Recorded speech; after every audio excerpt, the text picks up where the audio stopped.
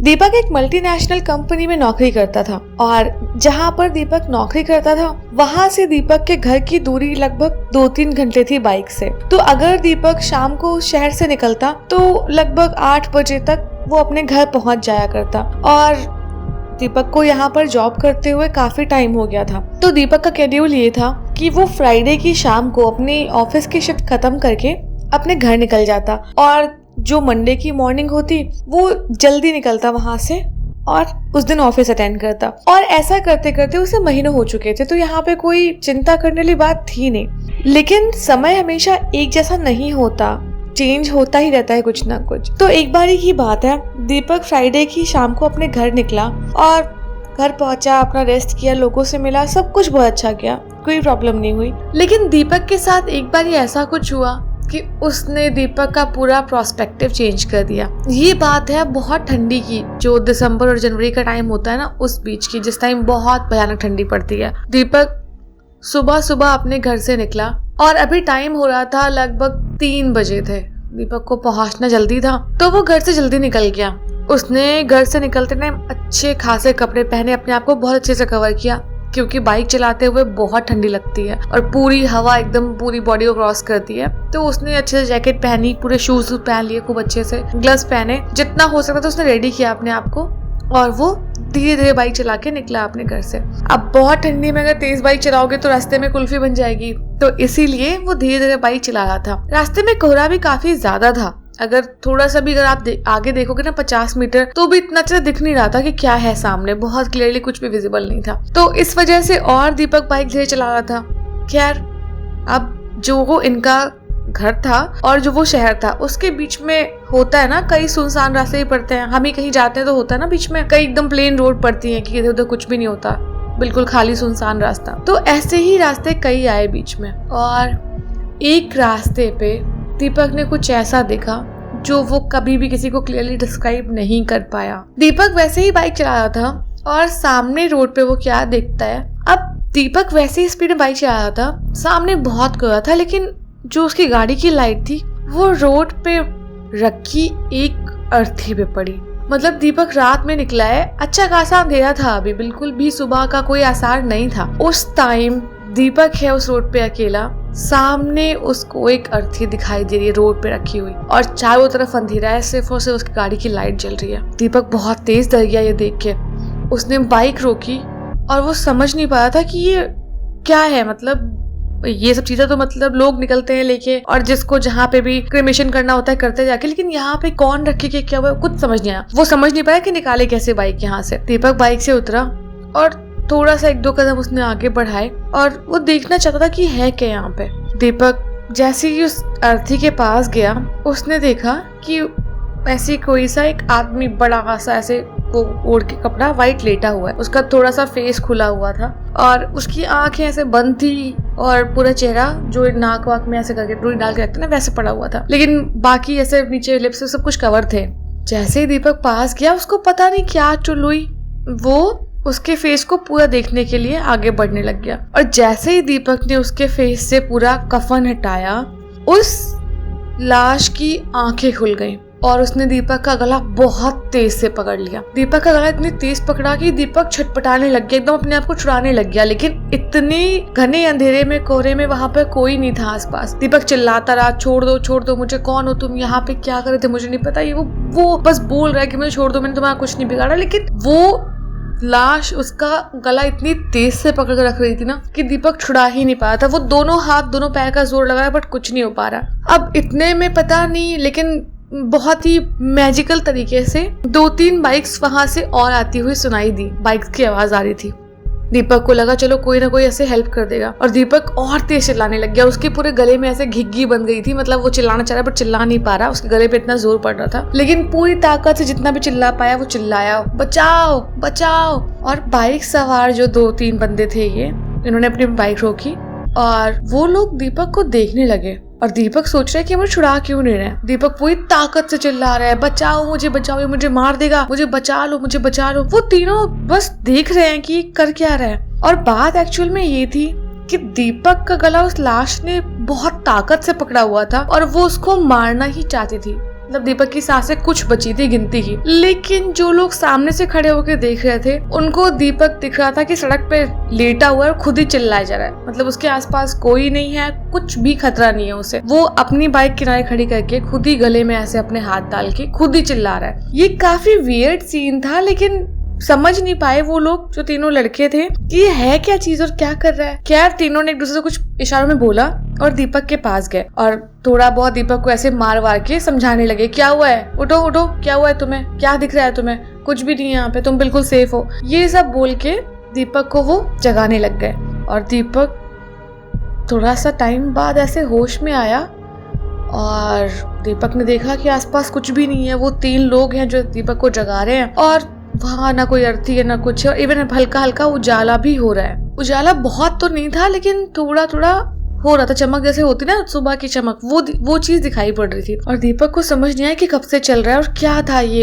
एक टाइम होता है कभी कभी कि हमें समझ नहीं आता कि हम सच में कोई चीज देख रहे थे या सपना था। एकदम वही कंडीशन दीपक की थी इस टाइम। वो समझ नहीं पा रहा था कि यार जो मैंने देखा वो अर्थी वाला सीन वो सच था। मतलब चेहरे पे उसके पूरा नाक में ऐसे रुई लगी हुई है, चेहरे पे फूल पड़े थे, सब जगह ऐसे पूरा सजी हुई अर्थी पड़ी थी रास्ते में और अभी कुछ भी नहीं और ये बंदे मुझे जगा रहे हैं। क्या दीपक बहुत थॉट्स के बाद बाहर निकला।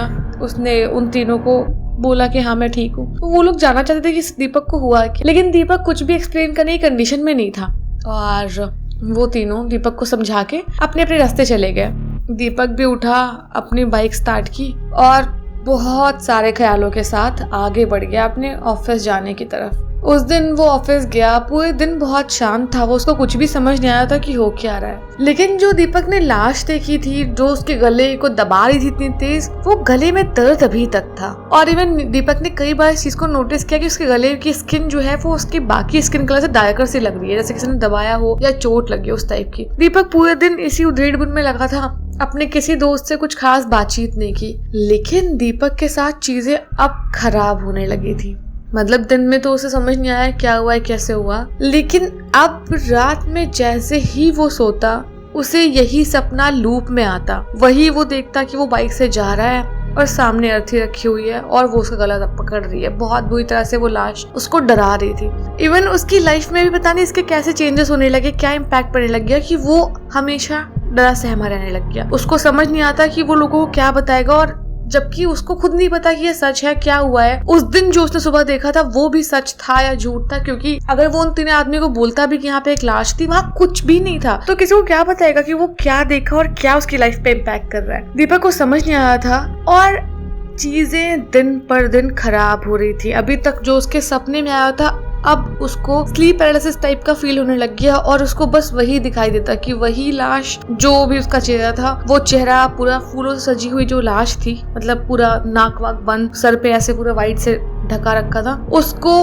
वो दिखाई देता। जब जब उसे स्लीप पैरालिसिस होता तब वो जो भी लाश थी उसकी छाती पे बैठ जाती, इस टाइप की फीलिंग आती। ये बस देखते सहते सहते 1 हफ्ता कटा। अब मंडे से फ्राइडे का टाइम दीपक का बहुत बुरा गुजरा। कैसे भी कैसे करके टाइम कट रहा था और दीपक आज फ्राइडे की शाम फिर निकला अपने घर जाने के लिए। घर पहुंच के दीपक, जो पिछले हफ्ते दीपक आया था वो बिल्कुल अलग था। इस बार वाला दीपक बहुत डिफरेंट था, डरा हुआ, सहमा हुआ और कुछ ना बोल पाने वाला। सब लोग घर में बहुत वियर्ड सोच रहे थे कि हुआ क्या इसको, ये तो बिल्कुल ठीक था और ज्यादा टाइम इसने फोन पे भी हमसे बात नहीं की इस हफ्ते, और पूछने लग गए। दीपक कुछ नहीं बता पा रहा था, लेकिन होता है ना कि आप किसी को अपने क्लोज पाओ ना पाओ, अपनी मम्मी को बहुत क्लोज पाते हैं, क्योंकि मम्मी मतलब ऐसी चीज है कि यार कुछ हो ना हो हम मम्मी को जरूर बताते हैं कि ऐसा हो गया वैसा हो गया, और हमें लगता है कि मम्मी हमारा विश्वास जरूर करेंगी, क्योंकि कोई और करे ना करे मम्मी हमें समझती हैं। तो वही चीज दीपक को लगी और दीपक नहीं समझ पा रहा था शुरू कैसे करे। बट जब उसकी मम्मी ने उसे बहुत पूछा तो दीपक ने मम्मी को अपनी ये बताया कि जब वो सुबह जा रहा था बाइक पे तो उसने ये सब कुछ देखा और ऐसा हुआ। उस दिन के बाद से वो डेली लाइफ में बहुत सारी चीजें फेस कर रहा है, और ये सब बता के वो बहुत इमोशनल हो गया कि समझ नहीं पा रहा था कि ये सच है झूठ है और मैं कैसे बताऊं आपको, कोई मेरे पास प्रूफ नहीं है। बहुत सारी चीजें बता के जब वो शांत हुआ तो उसकी मम्मी ने बोला कि तुम्हें दीपक और एक्सप्लेन करने की जरूरत नहीं है, मैं समझती हूँ, और जो भी हुआ हम उसका कुछ ना कुछ हल जरूर निकालेंगे, तुम बिल्कुल टेंशन मत लो। अब जो उसकी मम्मी थी उन्होंने गुरु किया हुआ था, तो वो अपने गुरुजी से बात करने लगी और दीपक के बारे में बताया सब कुछ कि ऐसा हुआ और उसके बाद से दीपक कैसी कंडीशन में। गुरुजी संडे को ही दीपक के घर आए और दीपक की मम्मी को बताने लग गए कि जो भी इसने उस दिन देखा वो एक प्रेत था, और कई बार प्रेत ऐसे छलते हैं इंसान को और इंसान को डिल्यूजन में डाल देते हैं कि वो सच थे या नहीं थे, लेकिन उनकी आत्मा धीरे धीरे उनके शरीर पे कब्जा करती है, उसकी आत्मा, और एंड में उस आदमी को मार के उसकी आत्मा को अपने साथ ले जाते हैं। और ये भी कुछ वैसा ही प्रेत था, लेकिन डरने की बात नहीं, क्योंकि कुछ छोटे मोटे पूजा पाठ करके ऐसे प्रेत को हम कहीं पे भी साइड लगा सकते हैं। और वैसा ही हुआ, गुरुजी ने घर में थोड़ी बहुत पूजा पाठ करवाई और दीपक को एक पेंडेंट दिया, बोला कि इसको हमेशा अपने पास रखना, चाहे तुम किसी भी टाइम जाओ, कहीं पे भी जाओ, ये तुमसे अलग नहीं होना चाहिए, क्योंकि हो सकता है तुम्हारी ग्रह दशा कुछ ऐसी चल रही हो, या फिर हो सकता है कि जहाँ से तुम जाते हो वहाँ पे कई फैक्टर्स होते हैं किसी भूत के किसी और पे हावी होने के, तो वहां से क्या चीज हो रही है वो जो भी होगा, लेकिन इस पेंडेंट को पहनोगे तो कुछ भी उसका असर नहीं होगा। और हुआ भी कुछ ऐसा ही। दीपक अगले मंडे को चुपचाप अपने घर से वही टाइम पे निकला, सब कुछ वैसे ही था, लेकिन इस बार उसको रास्ते में कोई नहीं मिला, कुछ भी दिखाई नहीं दिया। इवन वो ऑफिस गया, सब कुछ नॉर्मल किया, और अब रात में उसे सपने भी ऐसे कुछ नहीं आ रहे थे। मतलब एक तरीके से दीपक बिल्कुल सेफ था और दीपक की जो भी प्रॉब्लम थी वो सॉल्व हो चुकी थी, और